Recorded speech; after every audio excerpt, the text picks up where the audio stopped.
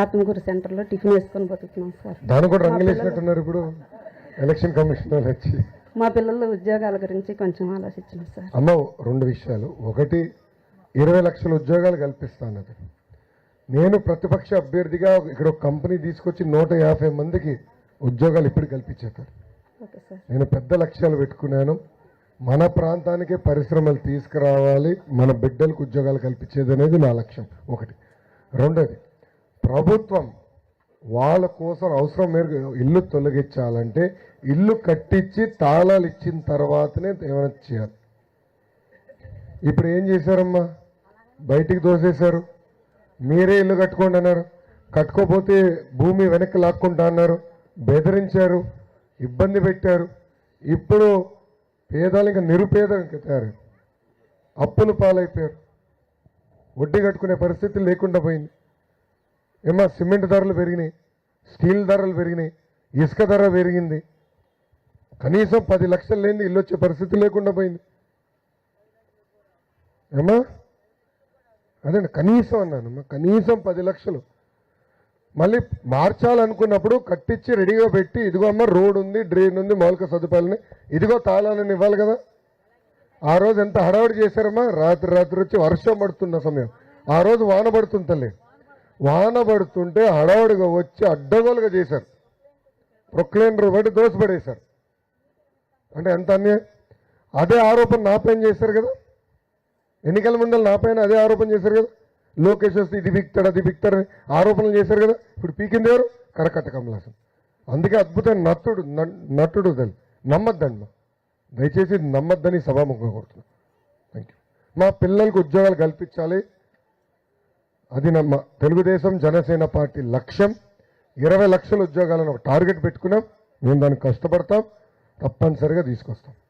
నేను తప్పనిసరిగా పరిశ్రమలు తీసుకురా. అమ్మ, నేను ఆనాడు ఐటీ శాఖ మంత్రి ఉన్నప్పుడు మంగళగిరి పట్టణానికి ఐటీ కంపెనీలు తీసుకొచ్చా.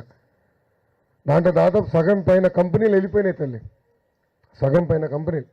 కనీసం కోడిగుడ్డు మంత్రి సరిగ్గా కానీ ఆమ్లెట్ వేసుంటే ఈ సమస్య వచ్చిండేది కాదు. వాడికి ఆమ్లెట్ వేస్తాం కూడా రాదు వాడికి. దానివల్ల ఈ సమస్యలన్నీ వచ్చినాయి తల్లి. ఓపిక పట్టండి, తప్పనిసరి. అమ్మ, అది ఆలోచిస్తున్నామ్మా. అంటే స్వయం ఉపాధి పరంగా చేయాలి. నాకు కొన్ని ఆలోచనలు ఉన్నాయి తల్లి, దానిలో కొన్ని ఆలోచనలు ఉన్నాయి. అది మేము ఆల్రెడీ చర్చిస్తున్నాం. రేపు మన ప్రభుత్వ అధికారులకు వచ్చిన తర్వాత ప్రభుత్వం పరంగా చేయాల్సింది చేస్తాము. బట్ నేను ఎట్లయితే నా సొంత నిధులతో గత 5 సంవత్సరాలు మీకు సేవ చేస్తూ వచ్చానో, ఇంకా మెరుగైన సేవ చేయాలని, అంటే ఇన్నోవేటివ్ మోడల్తో ఉద్యోగాలు ఒక పక్కన, ఇంకో పక్కన స్వయం ఉపాధి కల్పించాలనేది నా లక్ష్యం తల్లి. అది తప్పనిసరిగా చేసే బాధ్యత నాది. నాకు మీకు సేవ చేసాక వచ్చా. సో మీరేం చేయాలి చెప్పు. ఇప్పుడు తిరిగా చివరిగా అదే ప్రశ్నకు వస్తా. అడగాలి కదా తల్లి. ఇప్పుడు నేను వాళ్ళేం చేయలేదు, నాకు ఓటు వేయమని నేను అడగట్లేదు తల్లి. వాళ్ళు ఎటుగా ఏం చేయలే. నేను ప్రతిపక్ష అభ్యర్థిగా ఉండి నేను ఇంత సేవలు చేశాను, ఇన్ని పనులు చేశాను. నేను చేసిన పనులు చూసి నాకు ఓటు వేయమని నేను కోరుతున్నా తల్లి. అమ్మ, మీరు అడిగినంత చేయాలంటే, అయ్యో బాబాయ్ అంత మాట అన్నది.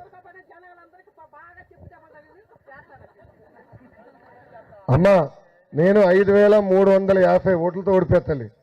దాని మరి నాగన్ స్పీడ్గా ఉన్నాను. దాని పక్కన ఒక 0 పెట్టి 53,500 ఓట్లతో నన్ను గెలిపించండి తల్లి. ఇంత మెజారిటీ ఎందుకు అడుగుతున్నా కూడా చెప్పాలి. రేపు ఈ పనులు చేయాలంటే నాకు నిధులు కావాలి. మళ్ళీ ముఖ్యమంత్రి గారితో నేను దెబ్బలాడాలి తల్లి, అంత తేలికైన పని కాదు. ఎంత తండ్రి అయినా ఆయన ముఖ్యమంత్రి గారు, నేను శాసనసభ్యుడిని. ఆయనతో దెబ్బలాడాలంటే చూడను.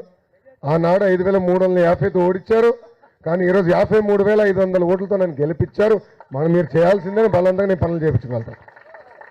ఏమా, నేను అనేక అవమానాలు ఎదుర్కొన్నాను. బాబు గారు ఎదుర్కొన్నారు. శాసనసభ సాక్షిగా మా తల్లిని కూడా అవమానించారు తల్లి.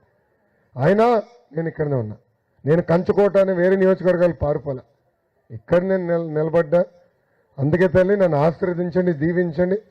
నాతో పాటు ఎంపీ అభ్యర్థిగా, అంటే తెలుగుదేశం జనసేన పార్టీ ఉమ్మడి అభ్యర్థిగా చంద్రశేఖర్ గారు అని ఒక కుర్రోడు వచ్చాడు. 6 అడుగుల అందగాడు.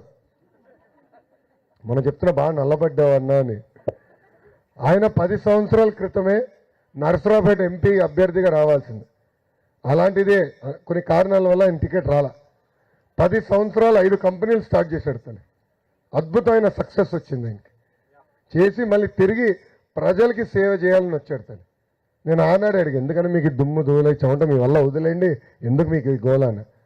లేదు, గుంటూరు పార్లమెంట్ని నేను అభివృద్ధి చేయాలని వచ్చా, మంగళగిరి నియోజకవర్గాన్ని నేను అభివృద్ధి వచ్చానని ఆయన చెప్పారు తల్లి. ఆయన కూడా మన ఊరికి వస్తారు. మీకు 2 ఓట్లు ఉంటే, ఒకటి ఎంపీ గారికి, ఒకటి ఎమ్మెల్యే గారికి. 2 ఓట్లు ఏ గుర్తుకేయాలి? ఏ గుర్తుకేయాలి తల్లి? సైకిల్ గుర్తు.